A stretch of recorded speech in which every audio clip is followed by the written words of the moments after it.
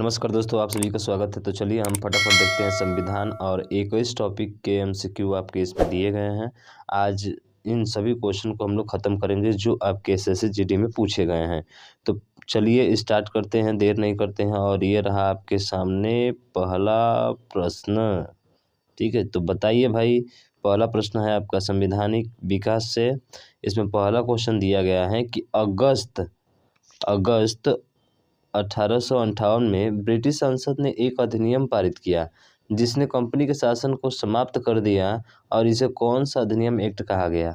बताइए कौन सा अधिनियम एक्ट इसे कहा गया? तो ध्यान रखेंगे, इसको भारत सरकार अधिनियम एक्ट कहा गया, यानी कि ऑप्शन नंबर ए आपका राइट हो जाएगा।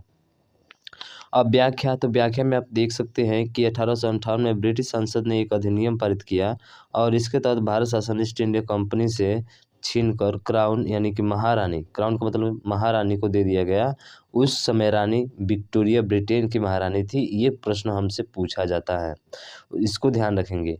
उसके बाद है कि इस एक्ट को भारत सरकार शासन अधिनियम 1858 की क्या दी गई थी? संज्ञा दी गई थी, यानी कि ऑप्शन नंबर आपका ए क्या होगा? राइट आंसर होगा भारत सरकार अधिनियम। ठीक, अब बात करें नेक्स्ट क्वेश्चन की तरफ। और अगला क्वेश्चन है कि 1950 में भारतीय संविधान द्वारा देश को शासित करने वाले मौलिक दस्तावेज के रूप में किस अधिनियम को प्रतिस्थापित किया गया था? तो वो जो अधिनियम था भारत सरकार अधिनियम 1935। ठीक है, भारत सरकार अधिनियम 1935 के तहत जो है दस्तावेज के रूप में इस अधिनियम को प्रतिस्थापित किया गया था। अब देख लीजिए भारत शासन अधिनियम 1935, तो जो है देखेंगे कि 1950 में भारतीय संविधान द्वारा देश को शासित करने वाले मौलिक दस्तावेज के रूप में भारत सरकार अधिनियम 1935 को क्या किया गया था? प्रतिस्थापित किया गया था। अगला क्वेश्चन है कि 1774 में सर्वोच्च न्यायालय को किस शहर में फोर्ट विलियम में शीर्ष न्यायालय के रूप में स्थापित किया गया था? यानी कि फोर्ट विलियम में जो है इसे शीर्ष स्थान पे स्थापित किया गया था। तो ये कौन सा है? तो ये है आपका ऑप्शन नंबर ए कोलकाता। कौन सा है? कोलकाता, यानी पश्चिम बंगाल की राजधानी कोलकाता। ठीक है, तो ध्यान रखेंगे इस चीज़ को। बाकी यहाँ पे दिया गया है इसका व्याख्या, आपको जो है टाइम दे दिया जा रहा है, आप इसको देख लीजिए। ठीक है, चलिए नेक्स्ट क्वेश्चन की तरफ चलते हैं। और अगला क्वेश्चन आपके सामने ये रहा कि किस अधिनियम ने ईस्ट इंडिया कंपनी के सिविल सेवक की भर्ती के लिए आधार के रूप में खुली प्रतियोगिता की व्यवस्था लागू की, जिसका अर्थ था कि भारतीय सिविल सेवा सबके लिए खुल गई। जिसका अर्थ क्या था कि भारतीय सिविल सेवा जो है सबके लिए क्या हो गई थी? खुल गई थी। तो बताइए कौन सा है? 1853 का चार्टर एक्ट है, या भारत सरकार अधिनियम 1858 का है, ईस्ट इंडिया एक्ट है, या फिर रेगुलेटिंग एक्ट है? तो देखिए ये है 1853 का चार्टर एक्ट। क्या है? 1853 का जो है चार्टर एक्ट है। ऑप्शन नंबर ए आपका राइट हो जाएगा। तो यहाँ पे दिया गया है व्याख्या, आप व्याख्या जो है देख सकते हैं। ठीक है, चलिए नेक्स्ट क्वेश्चन की तरफ बढ़ते हैं धीरे धीरे। और ये रहा आपका अगला क्वेश्चन कि ग्रेट ब्रिटेन की संसद का कौन सा कानून भारत में ईस्ट इंडिया कंपनी के शासन की पूरी जांच और मरम्मत करने की ओर लक्षित था? बताइए, ग्रेट ब्रिटेन की संसद का कौन सा कानून था जो भारत में ईस्ट इंडिया कंपनी के शासन की पूरी जांच और मरम्मत करने की ओर क्या था? लक्षित था। तो ये जो था आपका कौन सा? Regulating act 1773। तो ध्यान रखेंगे भाई, भारत शासन अधिनियम, रेगुलेटिंग एक्ट, ठीक है, ये सब जो है आपको पता होना चाहिए। और 1858 का भारत सरकार अधिनियम, तो रेगुलेटिंग एक्ट के तहत जो है जांच और मरम्मत करने को लक्षित किया गया था। बाकी व्याख्या में आपके सामने ये रहा। ठीक, उसके बाद से नेक्स्ट क्वेश्चन है, इसमें दिया है कि 1773 के विनियमन अधिनियम के दोषों को दूर करने के लिए ब्रिटिश संसद द्वारा पारित किया गया था। कौन सा अधिनियम जो ईस्ट इंडिया कंपनी अधिनियम 1784 से भी जाना जाता है? तो ये जो जाना जाता है वो कौन सा जाना जाता है? वो जाना जाता है पिट्स इंडिया एक्ट 1784 के नाम से भी जाना जाता है। ठीक, अब बात करें इसकी व्याख्या की, तो व्याख्या भी दिया गया है, आप देख सकते हैं यहाँ पे। ठीक है, चलिए धीरे धीरे बढ़ते हैं आगे। और अगला क्वेश्चन आपके सामने ये रहा। इसमें बोला है कि भारत सरकार अधिनियम 1919 23 दिसंबर 1919 से लागू हुआ, और इस नए अधिनियम में रिक्त स्थान दिया गया है। रिपोर्ट में सिफारिश किए गए सुधारों को शामिल किया गया था। तो ये जो शामिल किया गया था वो मांटेगू चेम्सफोर्ड, कौन सा? मॉन्टेग्यू चेम्सफोर्ड, क्योंकि इससे अक्सर पूछा जाता है, तो ध्यान रखेंगे इनके बारे में कि मॉन्टेग्यू चेम्सफोर्ड जो है सुधार के नाम से भी जाना जाता है 1919 अधिनियम को, ठीक है।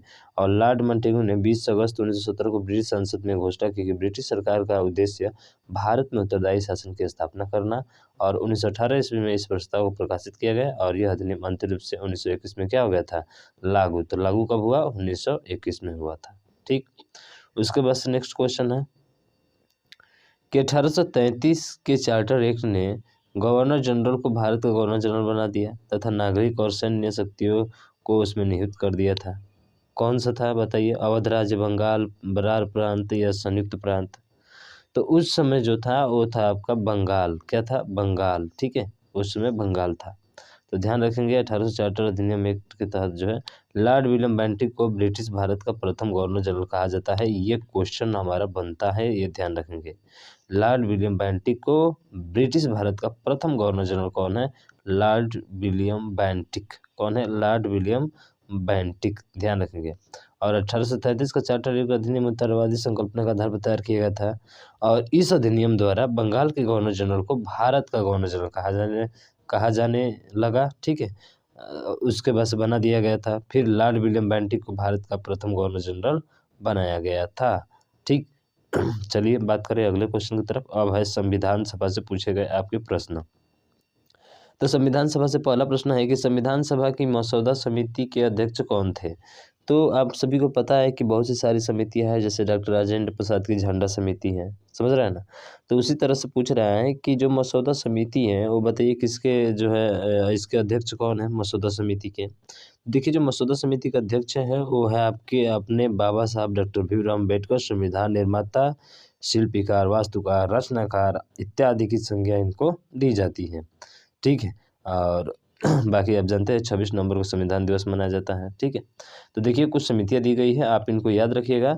आवास समिति, बी पट्टाभी सीताराम बजाज, ठीक है। दूसरा है वित्त एवं स्टाफ समिति, डॉक्टर राजेंद्र प्रसाद, और एक झंडा समिति भी इन्हीं की है, ठीक है। और संघीय संविधान समिति जवाहरलाल नेहरू, और मसौदा समिति डॉक्टर भीमराव अम्बेडकर, ठीक है। चलिए बात करें अगले क्वेश्चन की कि अगला क्वेश्चन है कि निर्वाचक भारत में पहली बार में मिली थी, कब मिली थी, निर्वाचक कॉन्स्टिट्यूएंट, ठीक है, कॉन्स्टिट्यूएंट भारत में पहली बार मिली थी, कब मिली थी बताइए भाई साहब, कौन सा इसका राइट आंसर होगा। तो देखिए 1946 में मिली थी, ऑप्शन नंबर बी आपका एब्सोल्युटली राइट हो जाएगा, ठीक है। तो ध्यान रखेंगे। बाकी व्याख्या दी गई है भाई साहब, देख लीजिए कि 13 दिसंबर 1946 को जवाहरलाल नेहरू द्वारा पेश किए गए ऐतिहासिक उद्देश्य प्रस्ताव के साथ प्रारंभ हुई थी। उद्देश्य प्रस्ताव जिसे हम लोग प्रस्तावना के नाम से जानते हैं, हम भारत के लोग भारत को एक संपूर्ण प्रभुत्व संपन्न समाजवादी पंथ निरपेक्ष लोकतांत्रिक राज्य बनाने के लिए, समझ रहे हैं ना। तो संविधान है, प्रस्तावना सभी को याद होनी चाहिए मेरे भाई साहब, ठीक है। अगला देखिए, सचिदानंद सिन्हा के स्थान पर भारत की संविधान सभा का अध्यक्ष कौन बना। सचिदानंद सिन्हा के स्थान पर, देखिए सचिदानंद सिन्हा के स्थान पर भारत की संविधान सभा का अध्यक्ष कौन बना था। बहुत ही महत्वपूर्ण प्रश्न है, ये आपसे पूछा गया है, तो बताइए कौन बना था।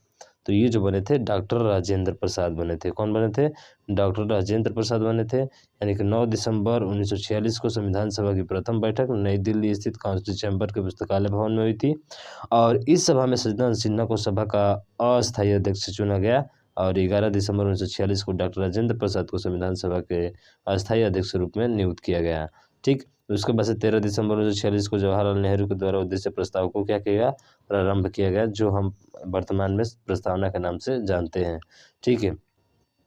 उसके बाद संविधान स्रोत से आपके पूछे गए प्रश्न है। पहला क्वेश्चन दिया है कि भारतीय संविधान ने किस देश से राजनीति के निर्देशक सिद्धांतों का विचार लिया है। तो राज्य के नीति निर्देशक सिद्धांत काफ़ी प्रचलित है और ये है कहाँ से, आपके आयरलैंड से, यानी कि ऑप्शन नंबर डी आपका राइट हो जाएगा, ठीक है। तो ध्यान रखेंगे नीति निर्देशक सिद्धांत जो है आपके आयरलैंड से लिए गए हैं और इसका उल्लेख कभी कभी पूछ लेता है किस भाग में है, भाग 4 में है, ठीक है। और कहाँ, अनुच्छेद 36 से लेकर कहाँ तक, 51 तक किया गया है और इसे आयरलैंड के संविधान से लिया गया है, ये बात आप याद रखिएगा, ठीक। उसके बाद से अगला बात करते हैं। अगला क्वेश्चन है कि निम्नलिखित में से किस राष्ट्र के संविधान से प्रेरित होकर भारत ने अपने संविधान में निर्देशक सिद्धांतों की विशेषता जोड़ी है। तो ये जो जोड़ी है, ये जोड़ी है आपके आयरलैंड से। कहाँ से जुड़ी है? आयरलैंड से जुड़ी है। निर्देशक सिद्धांत, ठीक है, वही जिसको हम लोग नीति निर्देशक सिद्धांत कहते हैं। अब उसके बाद से यहाँ पे कुछ दिए गए हैं, इसको याद रखिएगा। जैसे रूस से बात किया जाए तो मौलिक कर्तव्य का प्रावधान है। आयरलैंड से नीति निर्देशक तत्व सिद्धांत, राष्ट्रपति की निर्वाचक मंडल व्यवस्था आयरलैंड से लिया गया है। जर्मनी से यानी आपातकाल, बहुत बार पूछा जाता है कि आपातकाल के परिवर्तन के दौरान राष्ट्रपति को मौलिक अधिकार संबंधी शक्तियाँ।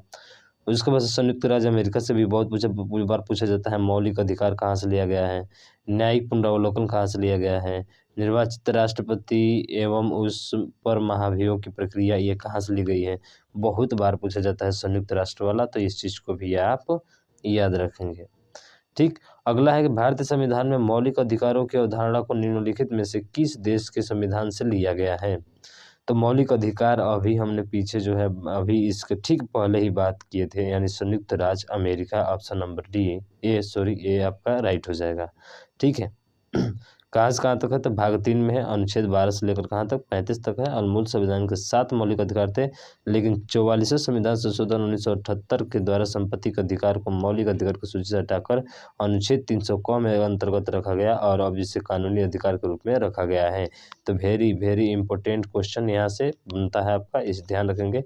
6 मौलिक अधिकार हो गए हैं आपके, एक जो है आपका क्या हो गया है? हट गया है, संपत्ति का अधिकार, और उसे 300 क में क्या कर दिया गया है? रख दिया गया है, जो कि अब इसे क्या बना दिया गया? कानूनी अधिकार बना दिया गया है। ठीक है ना मेरे भाई, इस चीज़ को ध्यान रखेंगे। अगला क्वेश्चन है आपके सामने कि भारत में एकल नागरिकता की अवधारणा को निम्नलिखित में से किस राष्ट्र के संविधान के आधार पर बनाया गया है।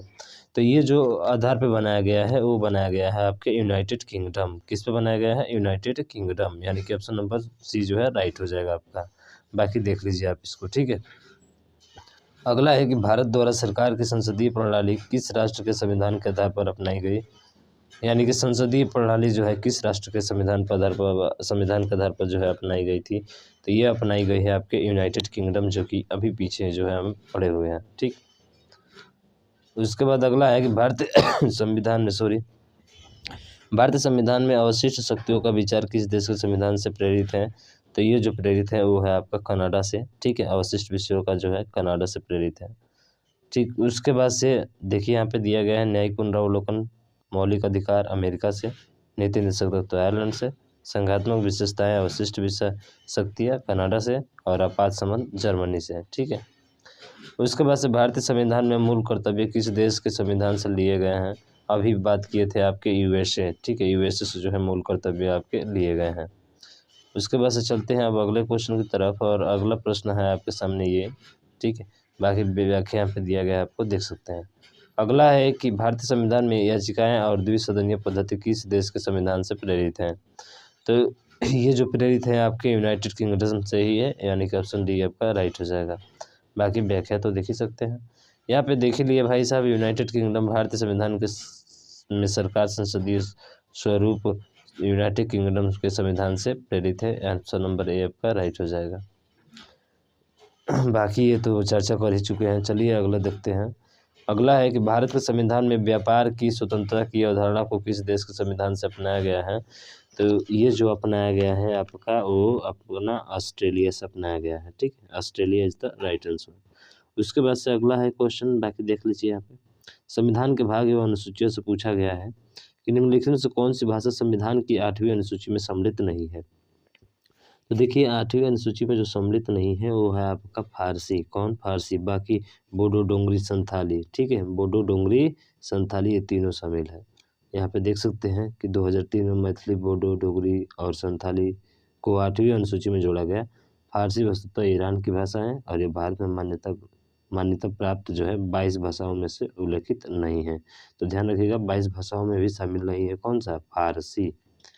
ठीक है, चलिए अब आपको पता है कि भारत संविधान में कितनी अनुसूचियां हैं? 12 अनुसूचियां हैं। अगर मूल संविधान में पूछा जाए तो कितनी अनुसूचियां थी? 8 थी। वर्तमान में पूछा जाए तो कितनी है आपकी? टोटल 12 है। ठीक, उसके बाद से जब भारतीय संविधान को अपनाया गया तब इसमें कितनी अनुसूचियां थी? अच्छा देखिए, अभी पूछ दिया ना, जब भारतीय संविधान को अपनाया गया था तो इसमें कितनी अनुसूचियां थी? अभी बताया आपको, कितनी थी? 8। ठीक, उसके बाद से ध्यान रखिएगा, वर्तमान में लगभग 465 अनुच्छेद और 25 भागों में विभाजित है और 12 अनुसूचियां हैं। ध्यान रखिएगा 465 अनुच्छेद हो गए। अगला है कि नागरिकों के मूल अधिकार भारतीय संविधान के किस भाग में सम्मिलित किए गए हैं। तो मूल अधिकार जो है भारत के किस भाग में सम्मिलित किए गए हैं, ये हमसे पूछा है। तो भाग 3 में जो है सम्मिलित किए गए हैं। व्याख्या में देख सकते हैं, आपको व्याख्या यहाँ पे दिया गया है। 12 से लेकर 35 तक जो है इसकी व्याख्या है। कुल 6 मौलिक अधिकार है। आपको पता है कि 7वां हटा दिया गया है, 300 कॉम में उससे रख दिया गया है, कानूनी अधिकार बना दिया गया। समता का अधिकार पूछा जाता है 14 से 18, स्वतंत्रता का अधिकार 1922, शोषण के विरुद्ध अधिकार 23 से 24, धार्मिक स्वतंत्रता का अधिकार 25 से 28, संस्कृति एवं शिक्षा संबंधी अधिकार अनुच्छेद 29, 30 और संवैधानिक उपचारों का अधिकार 32 और 35, यानी 32 से 35 तक। ये तो देख ही लिए कि भारतीय संविधान में 8वीं अनुसूची में भाषाएं शामिल है, तो 22 भाषाएं जो है आपकी शामिल है। संविधान के प्रमुख अनुच्छेद से पूछे गए क्वेश्चन अब है कि भारतीय संविधान के निम्नलिखित में से कौन सा अनुच्छेद भारत के राष्ट्रपति को राष्ट्रीय आपातकाल घोषित करने की शक्ति प्रदान करता है। आप सभी को पता होगा कि राष्ट्रीय आपातकाल जो शक्तियाँ होती हैं वो कौन प्रदान करता है, राष्ट्रपति ये करता है, लेकिन किस अनुच्छेद के तहत करता है ये हमसे इसमें पूछा गया है। तो ये है आपका अनुच्छेद 352, यानी कि ऑप्शन नंबर सी आपका राइट हो जाएगा। ठीक है। अगला है कि 86वें संविधान संशोधन अधिनियम 2002 द्वारा भारत के संविधान में निम्नलिखित में से कौन सा अनुच्छेद जोड़ा गया। तो ये जो अनुच्छेद जोड़ा गया था वो आपका 21A जोड़ा गया था। कौन सा? 21A। अब देख लीजिए 21A जोड़ा गया, ये क्या है? तो अनुच्छेद 6 से 14 वर्ष के बच्चों के लिए अनिवार्य शिक्षा एवं निःशुल्क शिक्षा को मौलिक अधिकार के रूप में मान्यता देने से संबंधित प्रावधान किया गया है। यानी कि 6 वर्ष से लेकर 14 वर्ष के बच्चों को निःशुल्क शिक्षा दी जाएगी, कोई भी फीस नहीं लिया जाएगा। अगला है कि भारतीय संविधान के संदर्भ में निम्नलिखित में से कौन सा अनुच्छेद में अपने नागरिकों को धर्म की स्वतंत्रता के अधिकार की गारंटी देता है। तो ये जो गारंटी देता है वो आपका अनुच्छेद 25 है। कौन है? अनुच्छेद 25, यानी कि ऑप्शन डी आपका राइट हो जाएगा। उसके बाद से जनवरी 2019 तक भारतीय संविधान में अनुच्छेदों की संख्या कितनी है। तो देखिए अब क्या पूछ दिया, बहुत ही खतरनाक क्वेश्चन पूछा है कि जनवरी 2019 तक भारतीय संविधान में अनुच्छेदों की संख्या कितनी हो गई है। तो देखिए जो 2019 तक जो है, अब वर्तमान में बात की जाए तो 465 है, अभी बात किए थे पीछे, लेकिन 2019 तक जो है अब कितने हो गए हैं ये आपसे पूछा हुआ। तो देखिए 2019 तक जो हुए थे वो आपके 448 थे। कितने थे? 448, अब 465 हो गए हैं। ठीक है, तो ध्यान रखिएगा दिया गया है कि 395 अनुच्छेद थे जब 22 भाग 8 अनुसूचियाँ थी। फिर जनवरी भारतीय संविधान में अनुच्छेदों की संख्या 448 थी। अब वर्तमान में भारतीय संविधान के अनुच्छेदों की संख्या 470 है। देखिए 465 भी नहीं, 400 कितने हो गए आपके? 70 हो गए। तो ध्यान रखिएगा ये डेटा। ठीक है, हो सकता है इस बार एग्जाम में आपके पूछा जाए कितनी संख्या है? 470 है। कितने भाग हैं? तो 25 भाग हैं। 22 से कितने भाग हो गए? 25 भाग हो गए। तथा अनुसूचियाँ कितनी है आपकी? 12 की 12 ही है। अनुसूचियों में कोई भी परिवर्तन नहीं किया गया है। ठीक है, तो ध्यान रखिएगा 470, 25 भाग और 22 अनुसूचियाँ। ठीक, उसके बाद से यहाँ पर देख लीजिए पूछ दिया कि भारत के संविधान में आरंभ कितने अनुच्छेद थे? 395, यानी कि ऑप्शन नंबर बी आपका राइट था। ठीक है, चलिए अब आगे चलते हैं।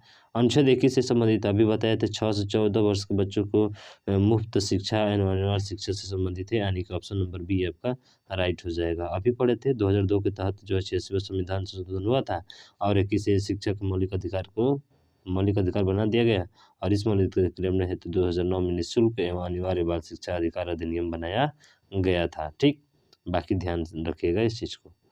अगला है प्रस्तावना से अब क्वेश्चन पूछा गया है कि निम्नलिखित में से कौन सा शब्द भारत के संविधान प्रस्तावना में शामिल नहीं है। धर्म, समाजवादी, समानता, धर्मनिरपेक्ष। बताइए इसमें से कौन सा जो है आपका शामिल नहीं है। तो वो जो है आपका धर्म शामिल नहीं है, बल्कि समानता भी है, समाजवादी भी है, धर्मनिरपेक्ष भी है। ठीक, उसके बाद से बात करें अगला क्वेश्चन की तरफ। अगला क्वेश्चन है कि जनता को आंतरिक के साथ साथ बाह्य मामलों पर निर्णय करने का सर्वोच्च अधिकार है। कोई भी बाहरी शक्ति भारत सरकार को आदेश नहीं दे सकती है। यह भारत को बनाता है। तो देखिए ये भारत को क्या बनाता है? भाईचारा, धर्मनिरपेक्ष, सार्वभौमिक या समाजवादी। तो ये जो बनाता है वो आपका सार्वभौमिक बनाता है। क्या बनाता है? सार्वभौमिक। ऑप्शन नंबर बी राइट हो जाएगा। उसके बाद से अगला है भारतीय संविधान की प्रस्तावना में शब्द द्वारा यह परिकलित है कि कानून के समक्ष सभी क्या हैं? समान हैं। तो देखिए कानून के समक्ष सभी समान है, इसका मतलब कौन सा दर्शाता है? बता सकते हैं आप? इतना तो जानकारी आपको होनी चाहिए भाई साहब। समता कौन सी है? समता के सभी लोग जो होते हैं कानून के समक्ष क्या होते हैं? समान होते हैं, कोई बड़ा छोटा नहीं होता है। यही तो खासियत है भाई साहब संविधान की, समझ रहे हैं ना। हाँ, भारतीय संविधान के निम्नलिखित में से किस अनुभाग को भारतीय संविधान की अंतरात्मा के रूप में भी जाना जाता है? तो देखिए अंतरात्मा के रूप में जो है जिस अनुच्छेद जाना जाता है कौन सा है वो आपका बताइए? वो आपका है मौलिक अधिकार। भाई मौलिक अधिकार आपको पता होना चाहिए, ठीक है। मौलिक अधिकार जो है आपको पता होना चाहिए भाई साहब, ठीक है ना। चलिए देखिए इसकी व्याख्या। केशवानंद भारती बनाम केरल राज्य 1973 के फैसले में सर्वोच्च न्यायालय ने स्पष्ट किया कि मौलिक अधिकार हमारे संविधान के अंतरात्मा है। कब? केशवानंद भारती बनाम केरल राज्य 1973 बहुत बार पूछा जाता है। और धातव्य है कि संविधान सभी नागरिकों के लिए व्यष्टि और सामूहिक रूप से कुछ बुनियादी स्वतंत्रता देता है जिसे मौलिक अधिकार कहा जाता है। और संविधान का भाग किस में है? 3 में है, ध्यान रखिएगा 12 से 35 से लेकर, ठीक है, 12 से 35 तक जो है मौलिक अधिकारों से संबंधित है। बाकी 44 से संविधान संशोधन द्वारा संपत्ति के अधिकार को हटाकर कानूनी अधिकार बना दिया गया, 300 में रख दिया गया। बार बार ये आ रहा है, ध्यान रखेंगे इसको। निम्नलिखित में किस परिस्थिति में भारत में स्वतंत्रता के मौलिक अधिकार को कम किया जाता है? तो देखिए ये जो कम किया जाता है वो किया जाता है राष्ट्रीय आपातकाल के दौरान। किसके दौरान? राष्ट्रीय आपातकाल के दौरान, जब राष्ट्रपति द्वारा लागू होता है। अनुच्छेद 352 के तहत राष्ट्रीय आपातकाल के दौरान भारत में स्वतंत्रता मौलिक अधिकार को कम कर दिया जाता है, जिससे अनुच्छेद 19 द्वारा दिए गए 6 मौलिक अधिकारों का निलंबन हो जाता है। क्या हो जाता है? मौलिक अधिकारों का निलंबन हो जाता है। अगला है कि निम्नलिखित में से कौन सा अधिकार उपभोक्ता संरक्षण से संबंधित नहीं है? तो उपभोक्ता संरक्षण से संबंधित नहीं है, वो है निवारण पाने का अधिकार। क्या पाने का अधिकार? निवारण पाने का अधिकार, सॉरी निवारण नहीं, समता का अधिकार है, ठीक है। तो ध्यान रखेंगे कौन सा है? समता का अधिकार, ऑप्शन बी आपका राइट हो जाएगा। उसके बाद से आगे बात करें कि किसी भी परिसंकटमय नियोजन में काम करने के लिए 14 वर्ष से कम उम्र के बच्चों का निषेध भारतीय संविधान के अनुच्छेद में वर्णित है। यानी कि 14 वर्ष के बच्चे जो है कंपनी में काम नहीं कर सकते, 14 वर्ष के नीचे, ठीक है। 14 वर्ष से आप ऊपर करा सकते हैं, लेकिन 14 वर्ष से नीचे मान्यता नहीं देता है ये संविधान। तो ये किस में है बताइए? तो 39 के जो बात करें तो ये आपका ऑप्शन नंबर सी में है, यानी कि 24 में ये कहा गया है कि 14 वर्ष से कम बच्चे की जो है किसी भी कंपनी में आप खटाएंगे नहीं। उसके बाद से अगला है कि एक भिन्न भाषा संस्कृति वाले नागरिकों को किसी भी वर्ग को का अधिकार देता है। तो किसी भी वर्ग का अधिकार क्या देता है? विनाश करने का, अपव्यय करने का, उखाड़ने का। बाय कोई मैच नहीं कर रहा, ऑप्शन नंबर बी आपका राइट हो जाएगा, सुरक्षित रखने का, ठीक है। उसके बाद से अगला बात करते हैं। अगला है क्वेश्चन की स्वतंत्रता के अधिकार की गारंटी किस अनुच्छेद में दी गई है? तो आप देख ही लिए भाई साहब 19 में दी गई है, ठीक। किस में दी गई है? 19 में दी गई है, ठीक। बाकी देख लीजिए व्याख्या इसकी। अगला है क्वेश्चन कि भारतीय संविधान में धार्मिक स्वतंत्रता का अधिकार का उद्देश्य क्या है? तो इसका जो उद्देश्य है वो है धर्मनिरपेक्षता के सिद्धांत को बनाए रखना, ठीक।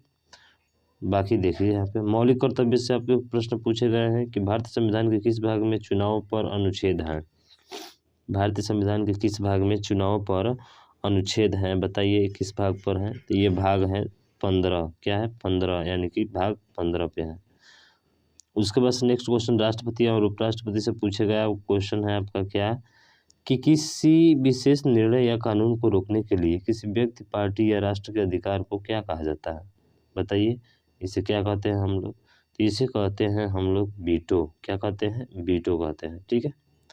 उसके बाद से अगला है भारत के राज्यों के राज्यपालों की नियुक्ति करने का अधिकार किसके पास है? तो आपको पता है कि भारत के राज्यपाल को नियुक्ति करने का जो अधिकार होता है वो किसे होता है? वो होता है राष्ट्रपति को, यानी राष्ट्रपति एक राज्य के राज्यपाल की नियुक्ति करता है, ठीक है। बाकी यहाँ पे दिया गया है। भारत में वित्त आयोग का गठन संविधान के अनुच्छेद 280 के तहत किया गया था। वित्त आयोग का गठन, तो देखिए जो वित्त आयोग का गठन की बात होती है तो होती है राष्ट्रपति द्वारा किया जाता है। किसके द्वारा? राष्ट्रपति द्वारा, ठीक है। तो ध्यान रखेंगे इस समय 15वें वित्त आयोग के अध्यक्ष नंद किशोर सिंह हैं तथा इसकी अवधि जो है 2021 से लेकर 2026 तक है। तो ध्यान रखिएगा नंद किशोर सिंह वित्त आयोग के वर्तमान अध्यक्ष, ठीक है। अगला है प्रधानमंत्री और मंत्रिपरिषद से पूछे गए प्रश्न, मात्र ज़्यादा नहीं पूछा है, एक ही पूछा है। और देखिए लिए इसका आंसर सरदार वल्लभ भाई पटेल स्वतंत्रता के बाद पहले उप प्रधानमंत्री कौन बने थे? तो ये आपके सरदार वल्लभ भाई पटेल ही बने थे, ठीक। ध्यान रखेंगे। राज्यसभा से पूछे गए प्रश्न आप देखते हैं कि राज्यसभा का पदेन अध्यक्ष कौन होता है। तो आप सभी को पता है कि राज्यसभा का जो पदेन सभापति होता है वो उपराष्ट्रपति होता है। कौन होता है भाई साहब? उपराष्ट्रपति होता है ना। हाँ बिल्कुल, उपराष्ट्रपति होता है। और राज्यसभा को ही क्या कहा जाता है? अस्थाई सदन कहा जाता है। क्या कहा जाता है? अस्थाई सदन कहा जाता है। ठीक है, ध्यान रखेंगे। और किसका कितना कार्यकाल होता है? 5 वर्ष का होता है। राज्यसभा के बारे में निम्नलिखित कौन सा कथन सही है, ये आपको बताना है। यह भारत के संविधान द्वारा निर्धारित एक सीधे निर्वाचित निकाय है। राज्य विधानसभा के निर्वाचित सदस्य राज्यसभा के सदस्यों का चुनाव कराते हैं। इसे संसद के निचले सदन के रूप में जाना जाता है। नहीं, ये तो कभी होगा नहीं। राज्यसभा के सदस्य अस्थायी रूप से चुने जाते हैं। बिल्कुल, ये आपका क्या होगा? सही हो जाएगा। तो ये तो सही हो जाएगा। सॉरी, एक मिनट रुकना, जरा देखना। राज्यसभा के सदस्य अस्थायी रूप से चुने जाते नहीं, अस्थायी रूप से नहीं चुने जाते भाई साहब, समझ रहे हैं ना, बल्कि अस्थायी होता है। हम इसको समझ कर दे दिए थे आपका आंसर। ठीक है, तो ध्यान रखेंगे। इस क्वेश्चन का जो राइट आंसर हो जाएगा वो ऑप्शन नंबर बी होगा, यानी राज्य विधानसभा के निर्वाचित सदस्य राज्यसभा के सदस्यों का चुनाव करते हैं। ठीक है, और आपको पता है कि इसके 1/3 सदस्य प्रति 2 वर्ष बाद से सेवानिवृत्त हो जाते हैं। ठीक है, इसके अलावा राष्ट्रपति के द्वारा कितने सदस्यों को चुना जाता है? 12 सदस्यों को मनोनीत किया जाता है। ध्यान रखिए, निर्वाचित नहीं, मनोनीत। राज्यसभा का अध्यक्ष कौन होता है? तो अभी 2 बार रिपीट हो गया, उपराष्ट्रपति होता है। ठीक है, राज्यसभा का जो अध्यक्ष होता है वो कौन सा होता है आपका? उपराष्ट्रपति होता है। ठीक, उसके बाद से राज्यसभा का जो पदेन सभापति या वो सभापति होता है, उपराष्ट्रपति होता है। चलिए देखिए अगला क्वेश्चन। लोकसभा से है कि लोकसभा की पहली महिला स्पीकर कौन थी? आप सभी को पता है लोकसभा की पहली महिला स्पीकर जो थी वो आपकी मीरा कुमार थी। क्या यही थी भाई साहब? क्लियर है ना? नहीं, ये नहीं थी मीरा कुमार, ध्यान रखिएगा। सरोजनी नायडू थी। कौन थी? सरोजनी नायडू, सॉरी, नहीं भाई साहब, यही है। कौन है? मीरा कुमारी। ठीक है, मीरा कुमार ही आपकी है। संसद विविध वाले में देखिए, अब संसद से पूछा गया है जो भारत में लोगों की वाले राज्यों को अधिक प्रतिनिधित्व मिलते हैं। देखिए भारत में लोगों की कम आबादी, अधिक आबादी, अधिक आय आबादी, कम आय। ठीक है, तो ये ध्यान रखिएगा, इसका जो राइट आंसर होगा वो आपका अधिक आबादी, यानी कि भारत में लोगों की अधिक आबादी वाले राज्यों को अधिक प्रतिनिधित्व मिलते हैं। ठीक है, उसके बाद से भारतीय संविधान में अवशिष्ट मामलों पर कानून बनाने का अधिकार किसे सौंपा गया है? तो ये जो सौंपा गया है वो सौंपा गया है आपकी केंद्र सरकार को। केंद्र सरकार आप जानते हैं इसमें कौन है? नरेंद्र मोदी। ठीक है, उसके बाद से निम्नलिखित में से कौन सा मंत्रालय हर साल संसद में आर्थिक सर्वेक्षण प्रस्तुत करता है? तो हर साल जो आर्थिक सर्वेक्षण प्रस्तुत करता है वो है आपका वित्त आयोग। कौन सा है? वित्त आयोग। ठीक, उसके बाद से अगला है क्वेश्चन आपके सामने। ठीक है, अगला चलते हैं, और अगला है ये आपके सामने कि लोकसभा और राज्य विधानसभाओं में 1/3 सीटें किसके लिए आरक्षित की जाती हैं? तो देखिए जो 1/3 सीटें आरक्षित की जाती हैं वो की जाती हैं आपके किसके लिए? तो की जाती हैं महिलाओं के लिए। किसके लिए? महिलाओं के लिए। ऑप्शन डी आपका राइट हो जाएगा। यानी 108वां संविधान संशोधन बिल 2008 में हुआ था, या महिला आरक्षण बिल अभी भी संसद में लंबित है। यह संविधान संशोधन बिल महिलाओं के लिए लोकसभा और राज्य विधानसभा में से एक है। 1/3 सीटों को आरक्षित करने की अनुशंसा करता है। उसके बाद से केंद्र सरकार के बजट के बारे में वार्षिक विवरण जो है दर्शाते हैं। इसमें 4 दिए गए हैं, कौन सा दर्शाता है? तो देखिए इसमें अगर बात किया जाए आपका, ठीक है, इसमें जो है अगर बात किया जाए तो कौन सा होगा आपका? वो होगा आपका सी, यानी कि भारत सरकार की अनुमानित प्राप्तियां और व्यय का ब्यौरा। ठीक, उसके बाद से सरकार की प्रणाली विधायिका 2 अलग अलग विधानसभाओं, मंडलों या सदनों में विभाजित करती हैं। तो कौन सी वो करती हैं बताइए? इसका जवाब क्या होगा? तो इसका जवाब होगा आपका बी, द्विसदनीय। क्या होती है? द्विसदनीय होती है। उसके बाद से अगला है न्यायपालिका से पूछा गया आपका क्वेश्चन कि निम्नलिखित में से क्या भारत के सर्वोच्च न्यायालय के अधिकार क्षेत्र में नहीं है? क्या भारत के सर्वोच्च न्यायालय के अधिकार क्षेत्र में नहीं है? तो देखिए ये वित्तीय क्षेत्र में है। किस क्षेत्र में है? अधिकार क्षेत्र में नहीं बल्कि वित्तीय क्षेत्र में है। ठीक, तो ध्यान रखेंगे इस चीज को। अगला है कि भारत के सर्वोच्च न्यायालय की शक्ति के संदर्भ में न्यायिक समीक्षा का क्या अर्थ है? तो जो न्यायिक समीक्षा का अर्थ है वो है आपका ऑप्शन नंबर डी, यानी कि यह संसद द्वारा पारित किसी भी कानून की संवैधानिक की जांच करता है। उसके बाद से अगला है कि किसी व्यक्ति को भारतीय सर्वोच्च न्यायालय के न्यायाधीश के रूप में नियुक्त होने के लिए उच्च न्यायालय में कितने वर्षों तक अभ्यास करना अनिवार्य है। तो ये जो अनिवार्य है वो 10 वर्षों तक, कितने वर्षों तक, 10 वर्षों तक करना अनिवार्य है। उसके बाद से अगला क्वेश्चन है कि एक औपचारिक दस्तावेज होता है जिसमें केवल भारत के उच्च न्यायालय या सर्वोच्च न्यायालय द्वारा सरकार को जारी किए गए न्यायालय के आदेश निहित होता है। ये जो निहित होता है रीट, जिसे हम लोग परमादेश के नाम से जानते हैं। ठीक, बाकी चलते हैं आगे। संघ एवं राज्य क्षेत्र देख लेते हैं। संघ और राज्य क्षेत्र, इससे प्रश्न पूछे गए। भारतीय संविधान भारत को किस रूप में घोषित किया करता है। तो भारतीय संविधान जो है भारत को किस रूप में जो है घोषित करता है। तो ये जो घोषित करता है वो आपके राज्यों का संघ, राज्यों का संघ के रूप में घोषित करता है। भारतीय संविधान के अनुसार इंडिया को रूप में भी जाना जाता है। तो ध्यान रखिएगा, भारत के रूप में जाना जाता है, आप सभी को पता है भाई साहब। ठीक है, उसके बाद से पंचायती राज व्यवस्था से वो क्वेश्चन है कि अस्थाई सरकार की त्रिस्तरीय प्रणाली में शामिल नहीं है। तो ये जो शामिल नहीं है वो है आपका ऑप्शन नंबर बी, ग्राम समिति। ये जो है आपकी अस्थाई सरकार की त्रिस्तरीय प्रणाली में शामिल नहीं है। ठीक है, चलिए देखते हैं आगे। निर्वाचन से पूछे गए क्वेश्चन है कि चुनाव आयोग का प्रमुख द्वारा नियुक्त कौन किया जाता है। तो ये किया जाता है भारत के राष्ट्रपति द्वारा। ठीक है, चुनाव आयोग जो होता है भारत के राष्ट्रपति द्वारा होता है। उसके बाद से अगला है कि निम्नलिखित में से कौन सा चुनाव आयोग का महत्वपूर्ण कर्तव्य नहीं है। तो चुनाव आयोग का जो महत्वपूर्ण कर्तव्य नहीं है वो है आपका अस्थायी चुनाव करवाना। कोई जरूरी नहीं अस्थायी चुनाव कराएंगे, ठीक है, इनका महत्वपूर्ण कर्तव्य नहीं है।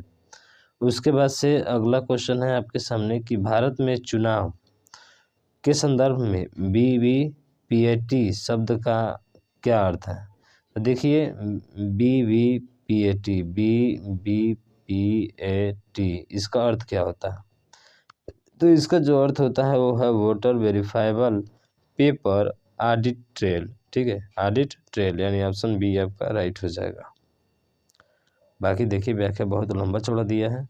अगला है क्वेश्चन कि स्वतंत्रता भारत में स्वतंत्र और निष्पक्ष चुनाव कराने के लिए कौन सा स्वायत्त निकाय उत्तरदायी है। तो ये जो उत्तरदायी है वो आपका निर्वाचन आयोग है। उसके बाद से आयोग समिति से प्रश्न पूछा गया है। यहाँ पे डी देख ही लिए भाई साहब, 1950 यानी योजना आयोग की स्थापना कब की गई थी। 1950 में की गई थी, यानी 15 मार्च 1950 को केंद्रीय मंत्रिमंडल द्वारा पारित करके की गई थी। और योजना आयोग का अध्यक्ष प्रधानमंत्री होता है, जो वर्तमान में से नीति आयोग के अध्यक्ष के नाम से जानते हैं हम लोग।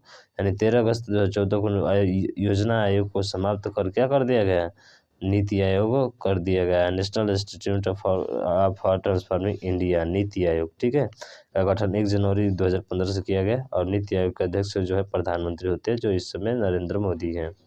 उसके बाद से यथा फरवरी 2019 को नीति आयोग का वर्तमान उपाध्यक्ष कौन है। तो देखिए वर्तमान उपाध्यक्ष जो है वो है कौन से आपके, बताइए वर्तमान अध्यक्ष कौन सा है भाई साहब। तो वो है आपके राजीव कुमार, ऑप्शन बी आपका राइट हो जाएगा। ठीक, तो ध्यान रखेंगे इस चीज़ को। अगला है कि राष्ट्रीय मानव अधिकार आयोग के बारे में निम्नलिखित में से कौन सा कथन सही है। तो राष्ट्रीय मानव अधिकार दिवस के बारे में बताना है कौन सा आपका कथन जो है सही नहीं है। तो वो है बी, यानी इसकी शक्तियाँ केवल प्रकृति में सिफारिशी अनुशंसात्मक है, नहीं ऐसा नहीं है। ठीक है, यानी ऑप्शन बी आपका राइट हो जाएगा। बाकी देख लीजिए यहाँ पे। अगला है कि न्यायमूर्ति राजेंद्र सच्चर समिति की स्थापना भारत सरकार द्वारा किस उद्देश्य के लिए की गई थी। तो ये जो उद्देश्य था इन लोगों का वो कौन सा था, वो था आपका मुस्लिम समुदाय की सामाजिक और आर्थिक स्थिति की क्या करना, जांच करना। ठीक, उसके बाद से भारत सरकार द्वारा योजना आयोग को किस वर्ष आपको पता है, 1915 में, 1950 में बोल रहे हैं। ठीक है, 1950 में, यानी ऑप्शन नंबर डी आपका राइट हो जाएगा, 1 मार्च 1950 को जो है। उसके बाद नेक्स्ट क्वेश्चन है आपका जो है ये संबंधित है संविधान संशोधन से। और पूछा गया है कि निम्नलिखित में से संविधान संशोधन द्वारा शिक्षा का अधिकार प्रदान किया गया था।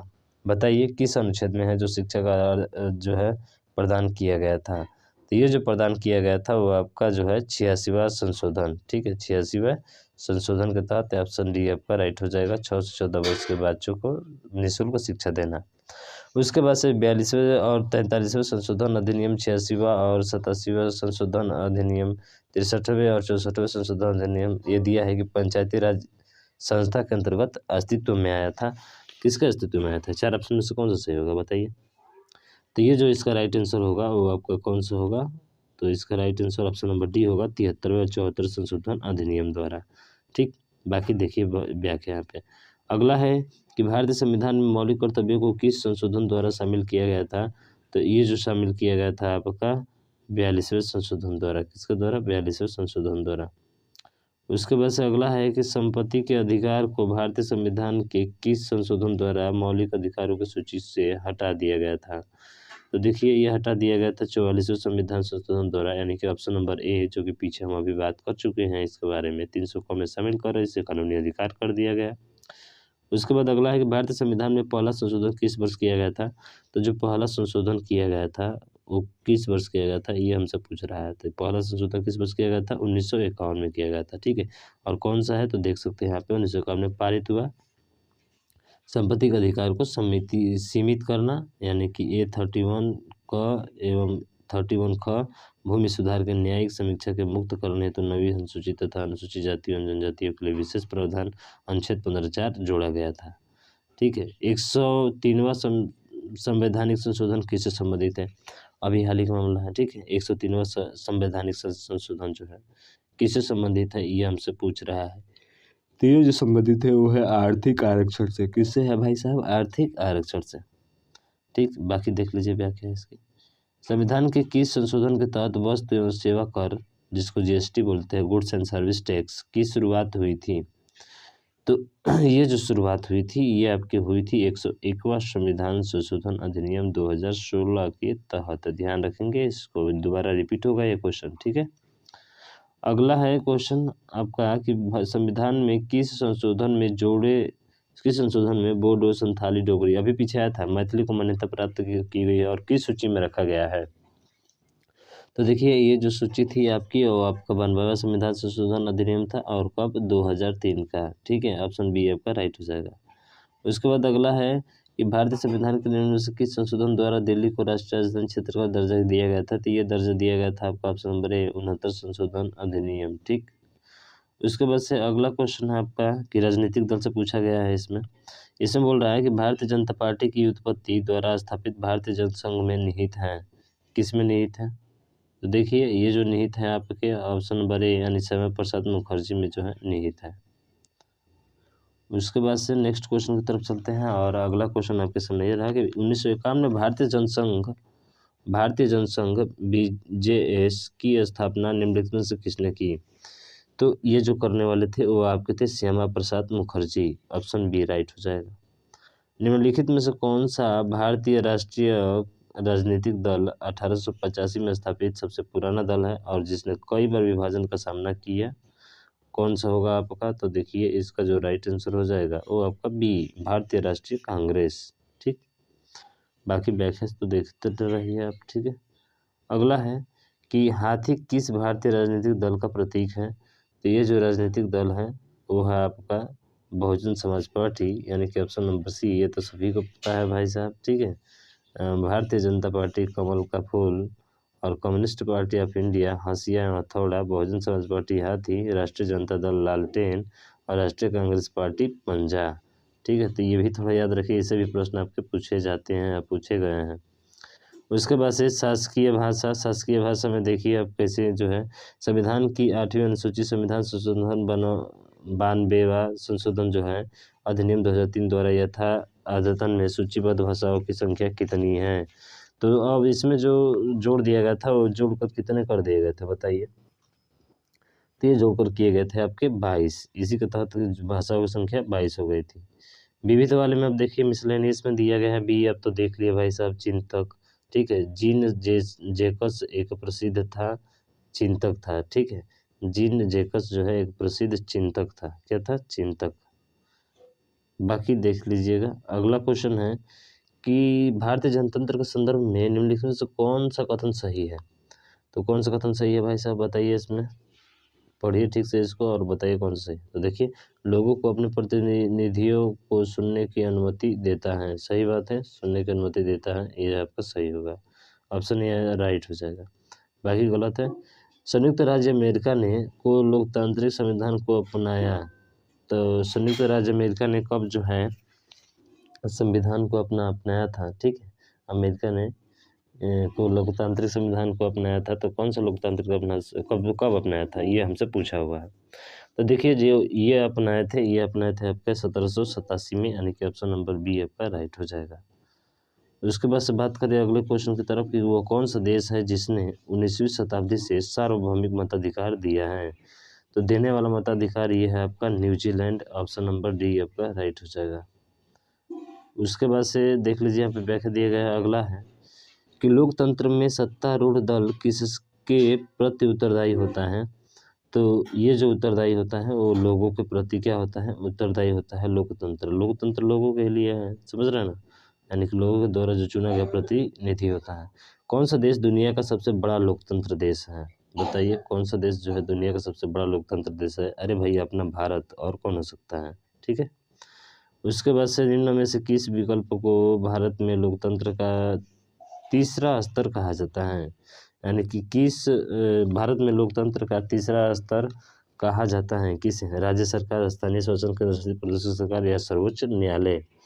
तो ये जो है आपका वो है आपका स्थानीय स्वशासन, क्या है, स्थानीय स्वशासन, ऑप्शन सी राइट हो जाएगा। उसके बाद अगला है, निम्न में से किस देश में सार्वभौमिक शक्तियों का वितरण केंद्र और राज्य दोनों के बीच किया जाता है। आप देख लिए हैं भाई साहब, भारत के तहत, भारत में, ठीक है, कहाँ पे, भारत में। उसके बाद इसका भी पता हो गया, पुलिस या निम्न में से क्या राज्य सूची में शामिल है, तो शामिल जो है वो आपका पुलिस शामिल है। बाकी व्याख्या देख लीजिएगा, यहाँ से देखो प्रश्न कन्फर्म रहता है किया जाता है, ठीक है। यानी कि 7वीं अनुसूची में 3 प्रकार के अनुसूचियों का उल्लेख है, संघ सूची, राज्य सूची और समवर्ती सूची, जो इसमें अलग अलग पाए जाते हैं, जैसे पुलिस राज्य सूची का विषय है, बैंकिंग और रक्षा संघ सूची का विषय है, और वन समवर्ती सूची का विषय है, ठीक है। और ये भारतीय संविधान की किस अनुसूची में है, 7वीं अनुसूची में दिए गए हैं। उसके बाद से निम्नलिखित में से क्या भारत के संविधान की विशेषता नहीं है, क्या भारत के संविधान की विशेषता जो है नहीं है, बिल्कुल है, क्यों नहीं है भाई, वो है आपके एकात्मक प्रणाली, क्या है, एकात्मक प्रणाली। उसके बाद से विधायी शक्तियों के विभाजन के अनुसार भारत सरकार की प्राथमिक जिम्मेदारियों में से एक है, तो प्राथमिक जिम्मेदारियों में से एक जो है वो है आपका रक्षा बलों को बनाए रखना, क्या करना, रक्षा बलों को बनाए रखना। उसके बाद से शस्त्र और गोला बारूद रखने और उसके उपयोग को नियंत्रित करने वाला शस्त्र अधिनियम किस वर्ष में पारित हुआ था, तो ये जो पारित हुआ था 1959 में पारित हुआ था, आपका ऑप्शन नंबर ए राइट हो जाएगा, ठीक। अब बात करें अगले क्वेश्चन की तरफ, अगला है कि जो है भारतीय संसद द्वारा भगोड़ा आर्थिक अपराधी अधिनियम को पारित किया गया था, तो ये पारित किया गया था 2018 में, ऑप्शन नंबर डी राइट हो जाएगा। उसके बाद से खाद्य, इसका भी देख लिए भाई साहब, 2014, यानी खाद्य सुरक्षा अधिनियम निम्नलिखित में से किस वर्ष पारित किया गया था, 2014 में भी पारित किया गया था। उसके बाद से अगला है क्वेश्चन कि दिए गए किस वर्ष के उपभोक्ता संरक्षण अधिनियम के स्थान पर उपभोक्ता संरक्षण विधेयक 2018 को पारित किया गया है, तो ये जो पारित किया गया है किसके स्थान पर किया गया है ये आपको बताना है, तो ये जो है 1986 में किया गया था, कब, 1986 में, ठीक। उसके बाद से है क्या बोलते हैं, क्षति निवारण का अधिकार, उपभोक्ता शिक्षा का अधिकार, चयन का अधिकार, सूचना का अधिकार और सुरक्षा का अधिकार। जम्मू और कश्मीर का संविधान किस वर्ष अपनाया गया था, देखिए जम्मू और कश्मीर का संविधान किस वर्ष अपनाया गया था, तो ये अपनाया गया था 1956 में, कब, 1956 में, यानी कि ऑप्शन सी आपका राइट हो जाएगा, ठीक है। तो ध्यान रखेंगे इस चीज़ को।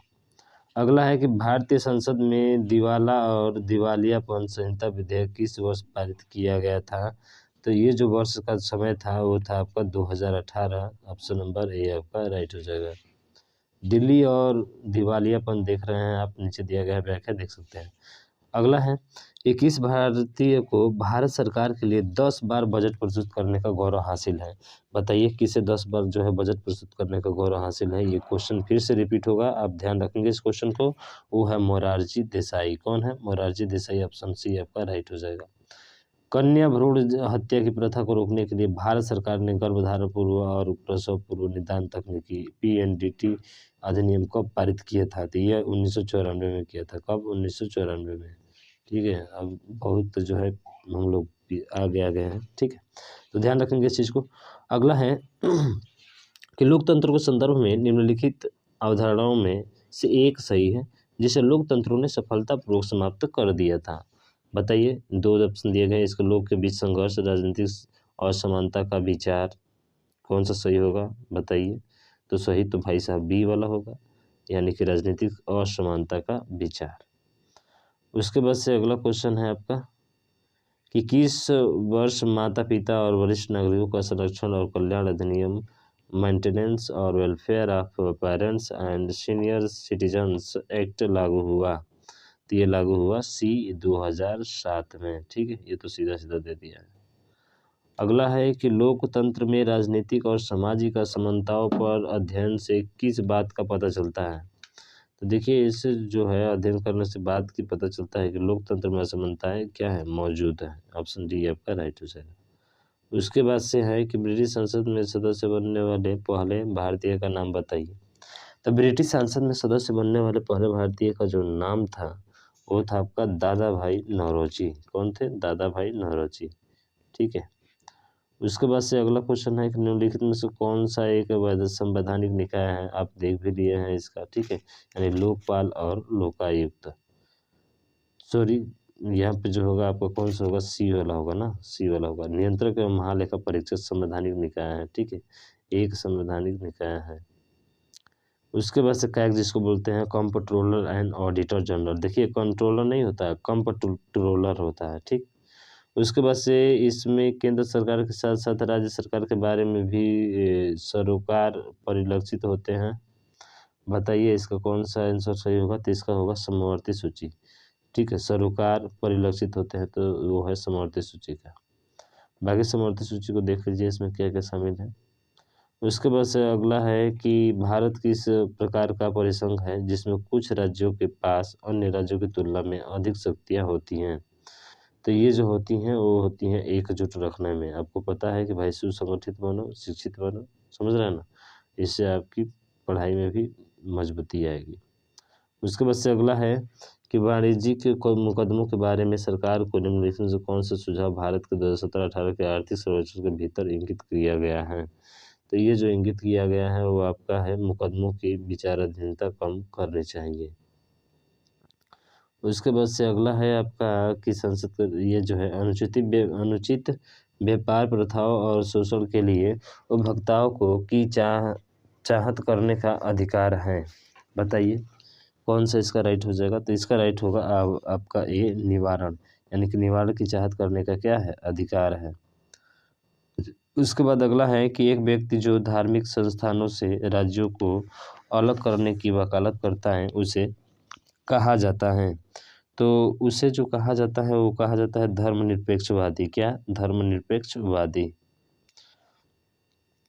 उसके बाद से अगला है निम्नलिखित में से कौन स्वतंत्र भारत के पहले कानून मंत्री थे? तो स्वतंत्र भारत के पहले कानून मंत्री थे वो भीमराव रामजी अम्बेडकर। कौन थे? भीमराव रामजी अम्बेडकर। ठीक है, भीमराव रामजी अम्बेडकर। बाकी व्याख्या दिया गया है। लोकतंत्र ऐसी सरकार है जिसमें प्रत्येक की हिस्सेदारी होती है। ये किसका मत था? ये आपसे महत्व पूछ दिया, तो ध्यान रखिएगा, अब्राहम लिंकन का था। किसका था? अब्राहम लिंकन का था। मुझे आशा है कि 118 क्वेश्चन है, बाकी व्याख्या से पढ़ेंगे तो बहुत क्वेश्चन हो जाएंगे प्लस। ठीक है, और ये सभी प्रीवियस ईयर क्वेश्चन SSGD में पूछे गए तो सब हल कर लिया आपने, तो थोड़ी सी तो बनते हैं ना भाई साहब कि इस वीडियो को ज़्यादा से ज़्यादा शेयर कीजिएगा। और अभी तक चैनल को सब्सक्राइब नहीं किया तो सब्सक्राइब कर बेल आइकन को दबा दीजिएगा ताकि जो भी वीडियो अपलोड हो तुरंत उसका नोटिफिकेशन आप तक पहुँच जाए। आज के लिए बस इतना ही। जय हिंद, जय भारत।